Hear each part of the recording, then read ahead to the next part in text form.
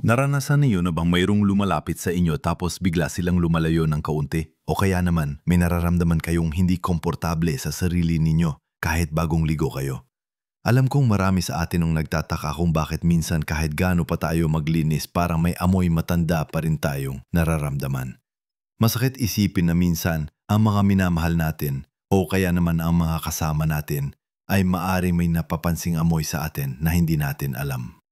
Hindi ito tungkol sa pagiging madumi, kundi sa isang bagay na madalas natin nakakalimutan. Isang sikreto na kung alam lang ng karamihan ay makakatulong ng malaki. Nakakapanginayang isipin na ang simpleng bagay na ito ay nagiging sanhi ng ating pag-aalala o minsan pa nga ay nagiging dahilan para tayo ay lumayo sa mga social gathering. Ang tunay na dahilan ng amoy matanda ay hindi dahil lang sa edad, kundi dahil sa ilang partikular na lugar sa ating katawan na madalas nating nakakaligtaan linisin at kung paano nating inaalagaan ang ating sarili sa kabuuan. Hindi lang ito tungkol sa panlabas na amoy, kundi pati na rin sa pakiramdam ng kalinisan at kumpiyansa sa sarili. Sa video na ito, tatalakay natin ang mga nakakalimutang spot na ito, ang tunay na dahilan kung bakit lumalabas ang amoy matanda at kung paano natin mananatili ang ating sarili na sariwa at mabango sa lahat ng oras anuman ang ating edad. Sasagutin natin ang mga tanong na yan at higit sa lahat, bibigyan kita ng mga simpleng paraan na madali mong magagawa. Manood ka hanggang sa dulo dahil may ibubunyag ako na tiyak na ikagugulat mo at magbabago na yung pananaw sa paglilinis. Ngayon, simulan na natin ang pagtuklas sa mga nakatagong lugar na ito na madalas nating nakakalimutan linisin na malaki ang ambag sa amoy na minsan ay napapansin natin. Ang unang lugar na madalas nakakaligtaan, at ito ay napakahalaga, ay ang likod ng ating tenga at ang mga kulubot sa leeg. Maaring sabihin ninyo, pero naliligo naman ako araw-araw, paano ko nakakalimutan linisin ang lugar na yan? Ang totoo, maraming tao ang nagmamadali sa pagligo at ang likod ng tenga, kasamang bahagi sa likod ng pangga at ang mga natural na kulubot sa leeg, lalo na kung tayo ay may bahagyang dobleng baba o mas marami ang balat sa leeg, ay nagiging pugad ng pawis, dumi at patay na balat. Ang balat sa mga lugar na ito ay mayaman sa sebaceous glands na gumagawa ng langis. Kapag ang langis na ito ay naghalo sa pawis at dumi at naiipon sa mga kulubot na hindi nahanginan ng maayos, ito ay nagiging pertektong lugar para dumami ang bakterya. Ito ang siyang nagiging sanhi ng mabahong amoy. Ang solusyon dito ay napakasimple. Tuwing naliligo kayo, siguraduhin na dadaan ninyo ng maigi ang likod ng inyong tenga at ang buong leg, pati na ang mga kulobot doon, gamit ang maligamgam na tubig at mild na sabon. Gumamit ng malambot na basahan o kamay para siguraduhin na naabot ang lahat ng sulok. Pagkatapos maligo, mas mahalaga pa, siguraduhin na patuyuing mabuti ang mga lugar na ito gamit ang malinis na tuwalya. Ang basa at mamasa-masang lugar ay mas madaling kapitan ng bakterya.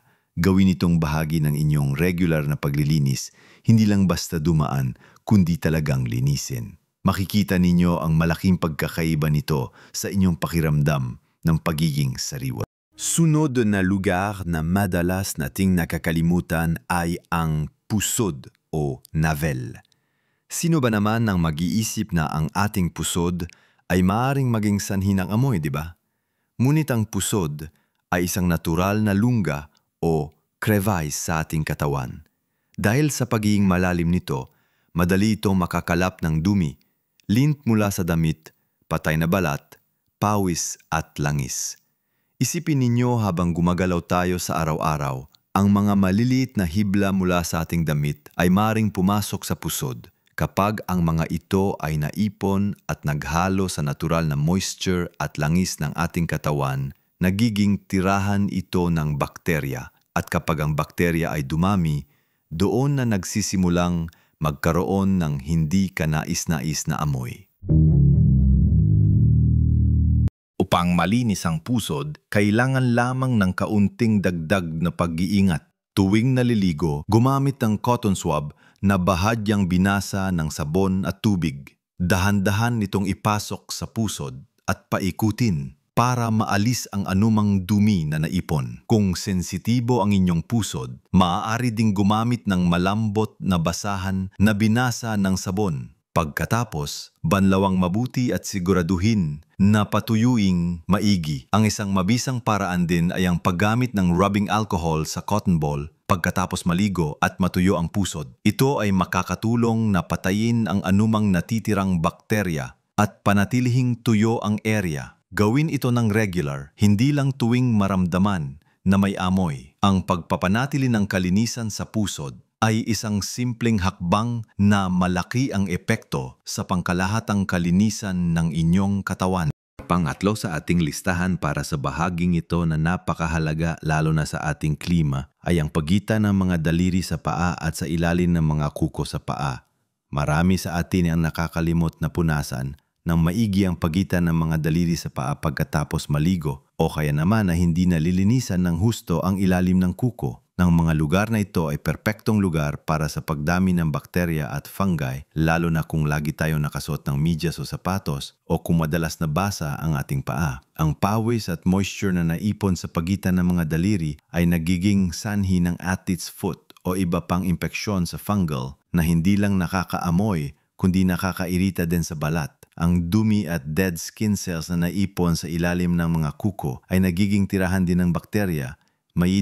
Ang solusyon dito ay ang regular at masusing paglilinis. Tuwing naliligo, siguraduhin na sabunin at kuskusin ng maigi ang pagitan ng bawat daliri sa paa. Gumamit ng maliit na brush para sa kuko upang malinis ang ilalim ng mga ito. Pagkatapos maligo, ang pinakamahalaga ay ang pagpapatuyo ng paa. Gamitin ang tuwalya para patuyuin ang bawat daliri at ang pagitan ng mga ito.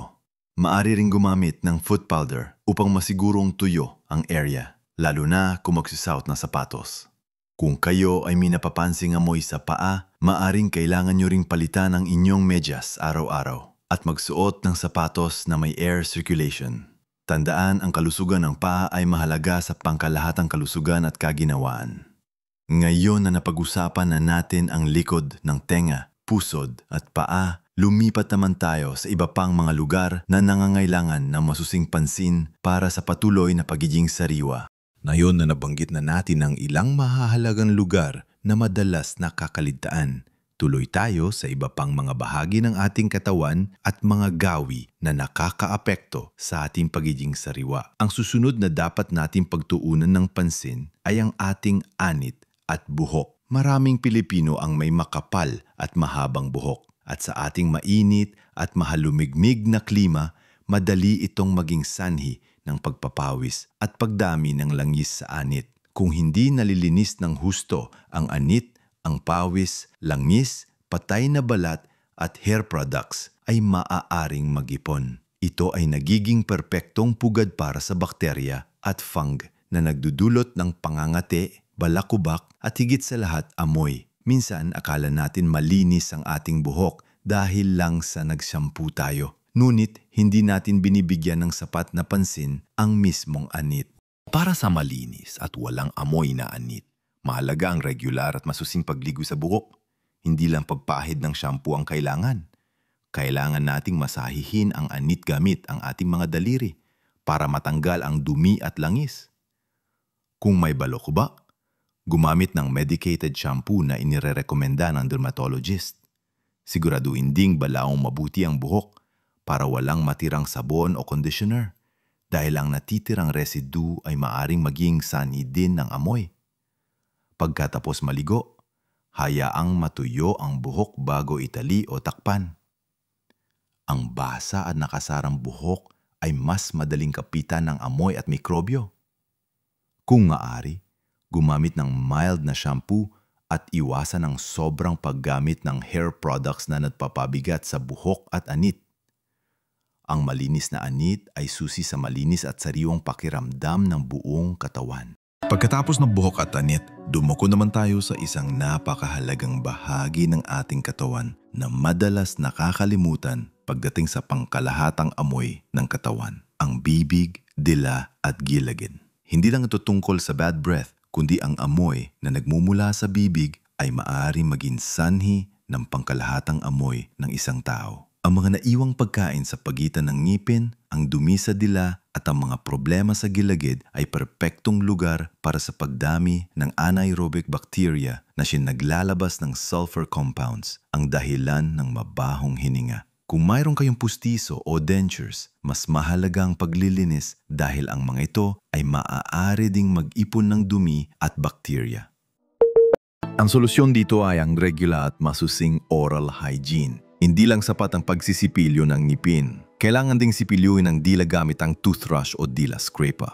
Ang dila ay may maliliit na protrusions na madaling kapitan ng pagkain at bakterya. Siguraduhin ding sipilyuhin ang gilagid at gumamit ng dental floss araw-araw para maalis ang mga pagkain na naipon sa pagitan ng ngipin na hindi kayang abutin ng toothbrush.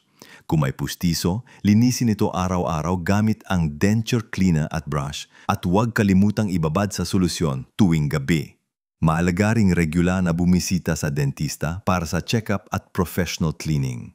Ang malinis na bibig ay hindi lamang para sa ngiti, kundi para rin sa pangkalahatang kalinisan at kaginawaan ng ating amoy. Panguli para sa baging ito, ngunit hindi rin ganong mahalaga ay ang makulubot o folds ng balat sa iba't ibang bahagi ng katawan. Bukod sa leeg na nabanggit natin kanina, kasama dito ang ilalim ng dibdib, sa singit, sa kilikili, at magi sa mga tupi ng tiyan.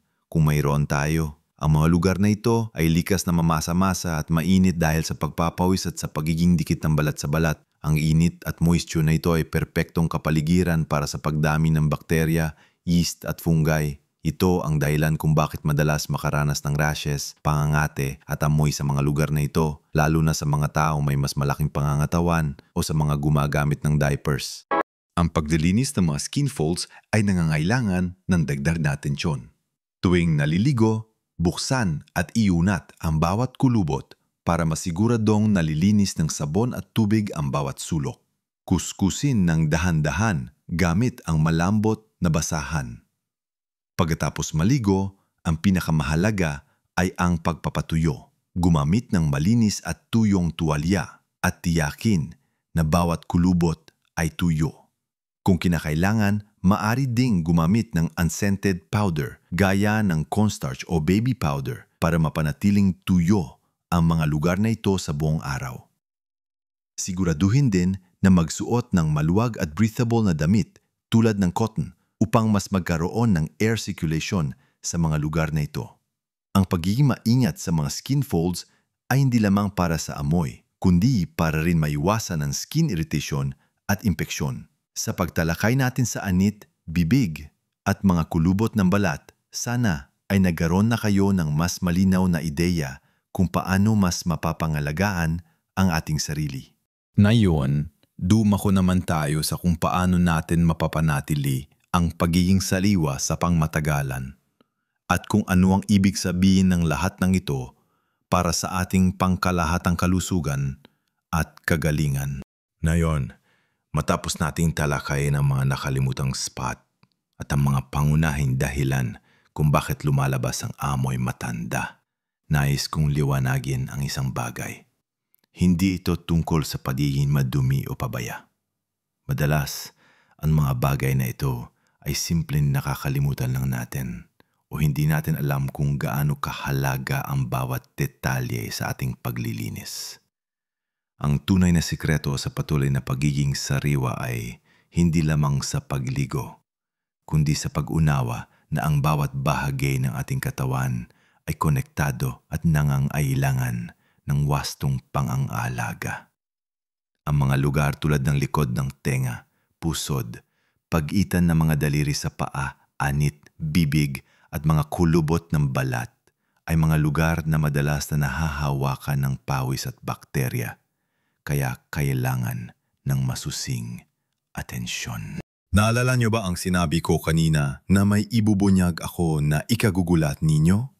Well, ang pinakasurpres ay kung gaano kadali itong solusyonan basta alam natin ang tamang pamamaraan at mga lugar na dapat bigyan ng pansin. Hindi kailangan ng mamahaling produkto o komplikadong ritual. Ang kailangan lang ay dagdag na ilang minuto sa inyong pagligo at masusing pagpapatuyo. Ang pagiging sariwa ay hindi lang tungkol sa pagiging malinis. Ito ay tungkol sa pagiging komportable sa sarili, pagkakaroon ng kumpiyansa at pakiramdam na masigla sa bawat araw. Ito ay nakakaapekto sa ating pakikisalamuha sa iba at sa ating pangkalahatang kalidad ng buhay. Palako, hindi lang sa paglilinis nakasalalay ang lahat. Mahalaga rin ang ating pang-araw-araw na gawi at pamumuhay. Halimbawa, ang sapat na pag-inom ng tubig ay napakahalaga. Alam niyo ba na ang dehydration ay maaaring magpalala ng amoy ng katawan? Kapag dehydrated tayo, nagiging mas concentrated ang ating pawis at mas nagiging mabaho ito. Ang pag-inom ng sapat na tubig ay nakakatulong sa paglabas ng toxin sa ating katawan at nagpapanatili ng tamang balance ng fluids na nakakatulong din para maging mas sariwa ang ating amoy. Panatilihing may dalang tubig sa inyong tabi at uminom ng kahit 8 baso sa isang araw o higit pa, lalo na kung mainit ang panahon. Bukod sa tubig, ang ating dieta ay may malaking papel din. May ilang pagkain na maaring magdulot ng mas matapang na amoy ng katawan. Halimbawa, ang bawang, sibuyas at ilang mga spices ay maaring maglabas ng kanilang amoy sa ating pawis pagkatapos kainin. Hindi ibig sabihin ay iwasan nyo ito ng tuluyan, lalo na't bahagi ito ng ating masarap na lutuing Pinoy. Ngunit maging aware lang na maaari makaapekto ito sa amoy ng katawan. Ang pagkain ng maraming prutas at gulay at pagkakaroon ng balansing dieta ay nakakatulong din sa overall freshness. Pahuli, ang uri ng ating damit at ang pagpapalit ng mga ito ay napakahalaga. Mas mainam na magsuot ng damit na gawa sa natural at breathable na tela tulad ng cotton. Ito ay nagpapahintulot sa balat na huminga at nakakatulong sa mabilis na pagkatuyo ng pawis. Iwasan ang masikip at sintetikong damit na nagtatago ng init at moisture na nagiging sanhi ng pagdami ng bakterya. At syempre, ang pagpapalit ng malinis na damit araw-araw ay isang napakasimpleng hakbang na malaki ang epekto sa pagiging sariwa, lalo na ang mga medyas at damit panloob. Siguraduhin ding laging laban at patuyuing mabuti ang mga damit. Tandaan, maliit na pagbabago lamang ang kailangan para makita ang malaking pagkakaiba sa inyong kalusugan at kagalingan. Hindi natin dapat ikahiya ang natural na pagbabago ng ating katawan sa pagtanda. Ngunit mayroon tayong kapangyarihan na panatilihin ang ating sarili na sariwa at komportable. Ang bawat isa sa atin ay karapat-dapat na maramdaman ang kumpiyansa at kalinisan. Kung mayroon kayong anumang pagdududa o kung ang amoy ng katawan ay nananatili sa kabila ng lahat ng tips na ito, huwag mag-atubiling kumonsulta sa doktor. Maaring mayroong ibang medikal na kondisyon na nagdudulot nito at mahalagang matukoy at matugunan ito ng tama. Sana'y marami kayong natutunan sa video na ito. Gusto kong malaman ang inyong mga karanasan o kung mayroon pa kayong ibang tips na gustong ibahagi sa ating komunidad, i-comment lang po sa ibaba at babasahin kong lahat ng iyan. Kung nakatulong ang video na ito sa inyo, pakipindot naman po ang like button at mag-subscribe sa channel na ito para sa mas marami pang kapakipakinabang impormasyon at tips para sa ating kalusugan at kagalingan habang tayo ay nagkakaedad. Tandaan, ang bawat edad ay maganda at may kakayahan tayong mamuhay ng buong buo at maging sariwa sa bawat yugto ng buhay. Mabuhay po kayo at live your best life at every age.